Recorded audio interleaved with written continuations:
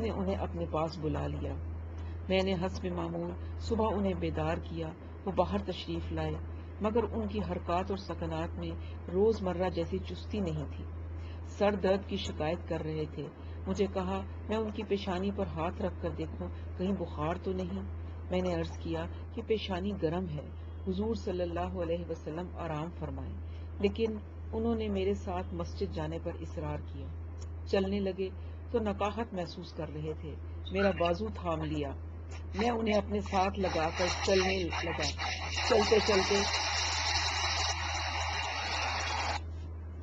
چلتے چلتے وہ اچانک رک گئے اور کہنے لگے، بلال، تمہیں یاد ہے جب ہماری پہلی ملاقات ہوئی تھی، اس دن بھی ہم ایسے ہی چل رہے تھے، لیکن اس دن میں نے تمہیں سہارا دیا ہوا تھا۔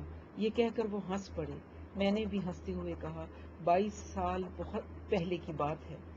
انہوں نے فرمایا، نہیں بلال نہیں، کل کی بات لگتی ہے۔ سارا دن بخار تیز ہوتا گیا۔ دوسرے دن صبح اور بھی زیادہ تھا، مگر پھر بھی وہ بستر سے اٹھے اور اپنی آواز کی نقاہت اور ہاتھوں کی لرزش کے باوجود امامت فرمائی۔ تیسرے اور چوتھے دن بھی صورتحال ایسی ہی رہی۔ پانچویں دن جب میں نے صبح دروازے پر دستک دی تو دروازہ عائشہ نے کھولا۔ چہرے پر بہت پریشانی تھی۔ ان کے عقب میں رسول اللہ صلی اللہ علیہ وسلم کے کراہنے کی آوازیں آ رہی تھیں۔ انہیں سانس لینے میں دشواری ہو رہی تھی۔ عائشہ نے مجھ سے ایک بالٹی مجھے دی اور ٹھنڈا پانی لانے کے لیے کہا۔ میں بالٹی لیتے ہی دوڑ پڑا۔ ایک کنواں، دوسرا کنواں، تیسرا، چوتھا، یہ تمام چھوڑتے ہوئے میں اس کنویں پر پہنچا جس کا پانی مدینے میں سب سے ٹھنڈا تھا۔ بالٹی رسی سے باندھ کر جلدی سے کنویں میں ڈالی تو کنویں کی تہہ میں ایک چھپاکا ہوا۔ مجھے وہ آواز آج بھی یاد ہے۔ میں دل ہی دل میں سوچ رہا تھا کہ اس پانی کی ٹھنڈک فوراً ہی حضور کے جسم کی حدت کو ختم کر دے گی۔ پانی لے کر جلدی سے واپس گیا اور عائشہ کے حوالے کیا۔ میرے پاس اتنا ہی وقت تھا کیونکہ دن چڑھنے سے پہلے مجھے اپنے فرض سے بھی سبکدوش ہونا تھا۔ میں جانتا تھا کہ اگر حضور کے کانوں میں اذان کی آواز نہ پڑی تو وہ اپنی بیماری کی تکلیف سے بھی زیادہ تکلیف محسوس کریں گے۔ اذان دے کر میں نے پھر عائشہ کے حجرے پر دستک دی۔ چہرے کی پریشانی کچھ کم تھی۔ میرے دل کو بھی ذرا اطمینان ہوا۔ عائشہ نے کہا، رسول اللہ نے تمہارے لیے یہ پیغام دیا ہے کہ آج سے بہتر اذان تم نے کبھی نہیں دی۔ ذاتی طور پر مجھے اس سے اتفاق نہیں تھا۔ میرے خیال میں نے کئی بار اس سے زیادہ تاثر میں ڈوبی ہوئی اذانیں دی تھیں۔ اس صبح تو ہوا بھی اتنی تیز تھی، درختوں کے پتوں کی سرسراہٹ نے میری آواز کی بہت سی خوبیوں کو دبا دیا تھا۔ میری آواز میں وہ رچاؤ بھی پیدا نہیں ہونے پایا تھا جو میں اکثر محسوس کیا کرتا تھا۔ میرا جی چاہتا تھا کہ ہوا کو ساکن کر دوں، پتوں کی سرسراہٹ روک دوں۔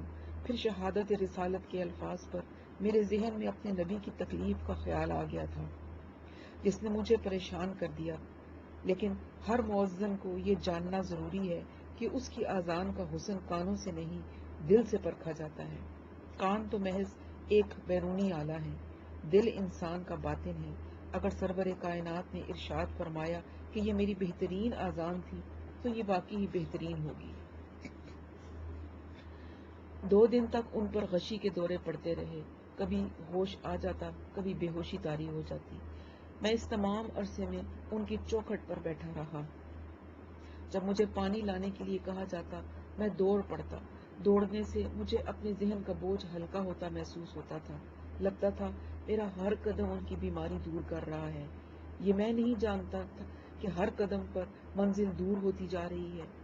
میں ہر دفعہ ایک نئے کنویں سے پانی لے کر آتا، اس خیال سے کہ اگر ایک کنویں کے پانی سے بیماری دور نہیں ہوئی تو شاید دوسرے کنویں کے پانی سے کوئی ایسا تاثر ہو جس سے افاقہ ہو جائے۔ اس طرح ایک ایک کر کے میں نے مدینے کے 7 کنووں کا پانی لا کر دیا۔ عائشہ رضی اللہ تعالی عنہا نے یہ پانی الگ الگ 7 برتنوں میں رکھ لیے تھے۔ یہ برتن دیگر ازواج مطہرات کے حجروں سے آئے تھے۔ عائشہ باری باری ان میں کپڑا بھگو کر حضور کے بدن پر رکھتی تاکہ بخار کی حدت کم ہو جائے۔ 8ویں دن حضور کی حالت میں اچانک ایک تبدیلی آئی۔ صبح انہوں نے دروازہ خود کھولا اور باہر تشریف لائے۔ سر پر سفید پٹی بندھی ہوئی تھی۔ اتنے میں عبید اللہ بھی آئے اور حضور نے عرض کیا کہ لوگ آپ کے ساتھ نماز پڑھنے کے لیے بےتاب ہیں۔ حضور نے فرمایا میں ابو بکر سے نماز کی امامت کے لیے کہوں۔ یہ حکم سن کر میں چلنے ہی والا تھا کہ عائشہ نے ان سے عرض کیا میرے والد بہت رقیق القلب ہیں، ان کی آواز بھی بہت دھیمی ہے، ویسے بھی قرآن کی تلاوت کرتے وقت ان پر رقت طاری ہو جاتی ہے، وہ آپ کی جگہ محراب نبوی میں کھڑے ہو کر نماز نہیں پڑھا سکیں گے۔ یہ سن کر محسن عالم نے مجھے دوبارہ حکم دیا کہ میں ابو بکر کو ان کا پیغام پہنچا دوں۔ اس پر ایک مرتبہ پھر انہوں نے عرض کیا آپ ان کی طبیعت سے واقف ہیں، وہ تو آپ کی علالت ہی کی وجہ سے اپنے ہوش و حواس گنوا بیٹھے ہیں، وہ یہ ذمہ داری نہیں نبھا پائیں گے۔ اس مرتبہ انہوں نے مجھے زور دے کر کہا تم ابو بکر سے کہو کہ وہ امامت کرائیں۔ یہ نبی صلی اللہ علیہ وسلم کا فیصلہ تھا۔ ہم سب نماز کے لیے روانہ ہو گئے۔ ابو بکر حسب حکم امامت کے لیے کھڑے ہو گئے اور نماز شروع ہو گئی۔ اتنے میں حضور صلی اللہ علیہ وسلم علی اور فضل بن عباس کے شانوں پر ہاتھ رکھے مسجد میں تشریف لائے اور ابو بکر کے ساتھ کھڑے ہو گئے۔ ابو بکر رضی اللہ تعالی عنہ نے انہیں دیکھ کر فوراً ان کی جگہ چھوڑنا چاہی، مگر حضور نے انہیں اشارے سے حکم دیا کہ وہ نماز پڑھاتے رہیں اور خود ان کی امامت میں نماز ادا فرمائی۔ اسی طرح ایک مرتبہ حضور نے تبوک کے سفر میں عبد الرحمن بن عوف کی امامت میں بھی نماز ادا کی تھی۔ ہوا یہ تھا کہ حضور کو وضو میں دیر ہو گئی تھی اور نماز کا وقت نکلا جا رہا تھا، چنانچہ لوگوں نے نماز قضا ہونے کے خوف سے ابن عوف کو امامت کے لیے کہا۔ ابھی انہوں نے ایک ہی رکعت پڑھائی تھی کہ حضور تشریف لے آئے۔ ابن عوف نے انہیں اپنی جگہ دینی چاہی، مگر اس دن بھی حضور نے انہیں اشارے سے روک دیا اور ان کی امامت میں نماز ادا کی۔ سب کے سلام پھیر لینے کے بعد انہوں نے اپنی ایک باقی رکعت پوری کی۔ نماز پڑھ کر حضور نے فرمایا آپ لوگوں نے اچھا کیا کہ ابن عوف کے پیچھے نماز پڑھ لی۔ ہر نبی کو اپنی موت سے پہلے کم از کم ایک نماز اپنے کسی متقی پرہیزگار کی امامت میں ادا کرنا چاہیے۔ اس دن جب مسجد نبوی میں یہ واقعہ دہرایا گیا تو حضور کے 2 سال پہلے کے یہ الفاظ یاد کر کے میرا دل بیٹھ گیا۔ آج ان لفظوں کے معنی ہی کچھ اور ہو گئے تھے۔ نماز سے فارغ ہو کر انہوں نے احد کے شہداء کے لیے دعا فرمائی، پھر آہستہ آہستہ چلتے ہوئے گھر تشریف لے گئے۔ لگتا تھا چلنے میں انہیں بہت تکلیف محسوس ہو رہی تھی۔ مجھ سے ان کی یہ حالت دیکھی نہ گئی تو میں دوسری سمت دیکھنے لگا۔ مجھ جیسے کم فہم کو بھی اندازہ ہو گیا تھا کہ اب وقت قریب ہے۔ سب چہروں پہ یہی تاثر تھا، ہر ایک کا رنگ اڑا ہوا تھا۔ ایک رات جب تاریکی گہری ہو گئی، تو حضور نے جنت البقیع جانے کا ارادہ کیا۔ میں اور علی بھی ساتھ ہو گئے، اس خیال سے کہ کہیں ضعف کی وجہ سے گر نہ پڑے، مگر ہم نے دیکھا کہ ان کی قدم نہایت مضبوطی سے پڑ رہے تھے۔ چلتے چلتے وہ قبروں تک پہنچ گئے اور بلند آواز میں فرمانے لگے، اے قبر کے رہنے والوں، تمہیں سلام، خوشی مناؤ کہ تم زندہ لوگوں سے بہتر ہو۔ وہ صبح جو تمہیں جگاتی ہے اس صبح سے بہتر ہے جو زندہ لوگوں کو جگاتی ہے۔ گہری تاریکی میں ان کا روئے مبارک مجھے نظر نہیں آ رہا تھا، مگر ان کے کلمات کا ایک ایک حرف میرے دل پر نقش ہو گیا۔ بقیع سے واپس تشریف لائے تو انہوں نے عائشہ سے پوچھا کہ گھر میں کتنی رقم ہے۔ عائشہ کو اس سوال کا جواب دینے میں زیادہ وقت نہیں لگا، فوراً بولی 7 درہم۔ حضور نے فرمایا انہیں بھی خیرات کر دو، میں اس رقم کے ساتھ اللہ کو کیا منہ دکھاؤں گا۔ اس کے بعد وہ صرف ایک بار اور مسجد میں تشریف لائے۔ میرے لیے یہ ان کا آخری دیدار تھا۔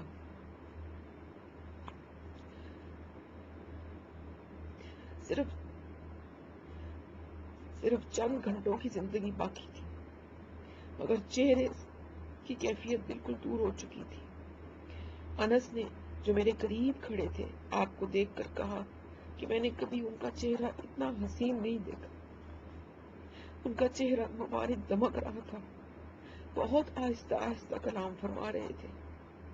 اگر میری وجہ سے کسی کو کوئی دکھ پہنچائے تو مجھے معاف کر دے۔ قرآن حکیم ہدایت کا سر چشمہ ہے، اسے سینے سے لگا کر رکھنا۔ جب انہیں سہارا دے کر اٹھایا گیا تو انہوں نے کھڑے ہو کر چاروں طرف نظر دوڑائی اور فرمایا،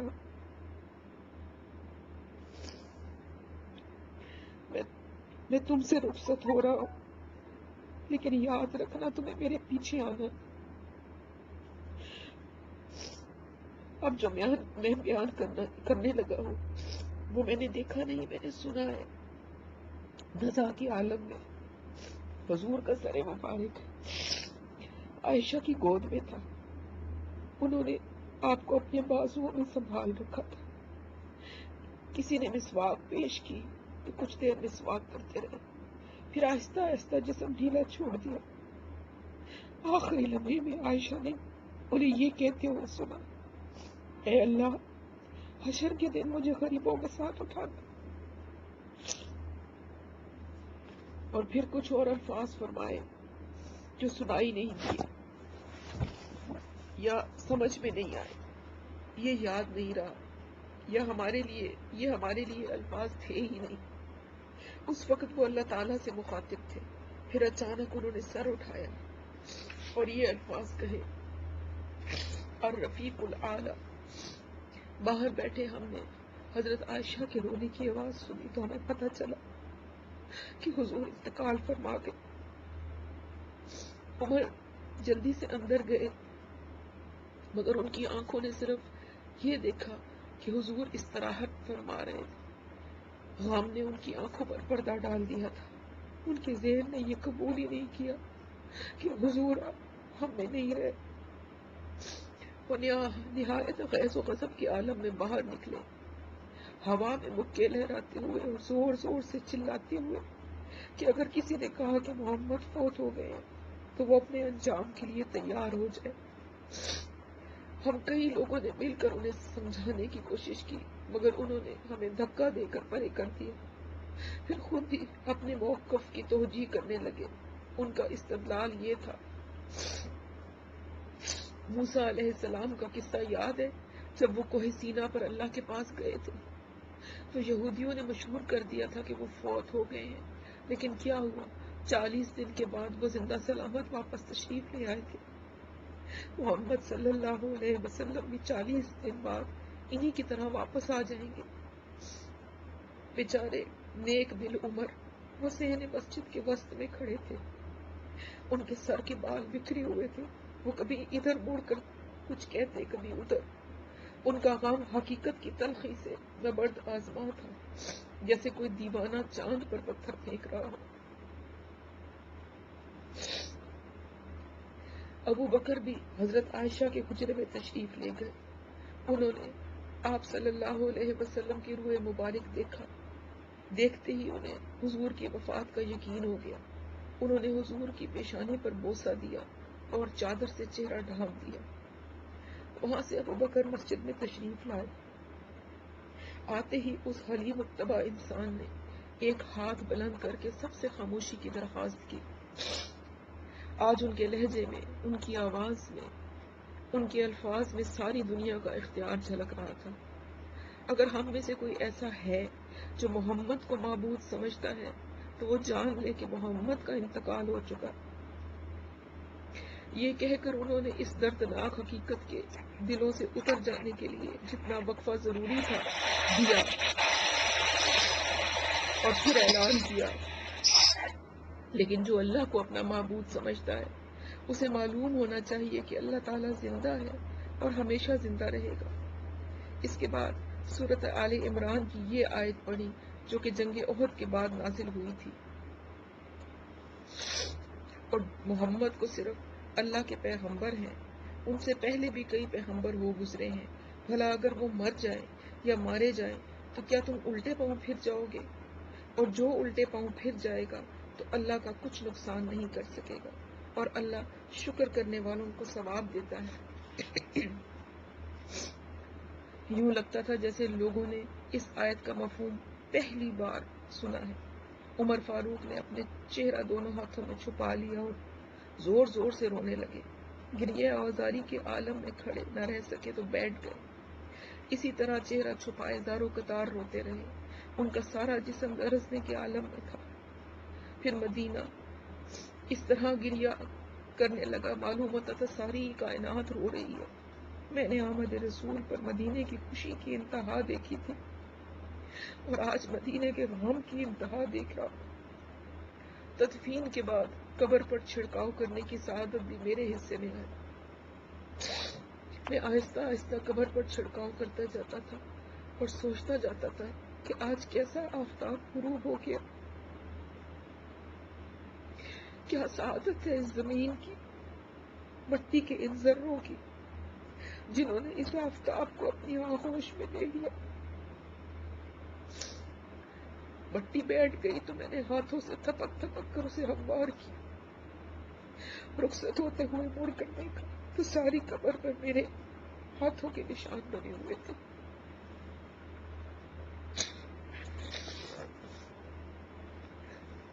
اس دن کے بعد میں نے اذان دینا چھوڑ دیا. یہ نہیں کہ میرا جی نہیں چاہتا تھا. میں اللہ کے آخری رسول صلی اللہ علیہ وسلم کا نامزد معظم آج بھی دل ہی دل میں وہی تڑپ رکھتا تھا. ان کے تعریفی کلمات آج بھی میری حیات کا عزیز ترین سرمایہ تھا. ان کا فرمان آج بھی میرے لیے ہر چیز پر مقدم تھا. ثواب کا آج بھی میں اتنا ہی مستحق تھا جتنا آج سے پہلے. اشاعت دین میں میرا حقیر سا حصہ آج بھی میری روح کی تسکین کا سامان تھا.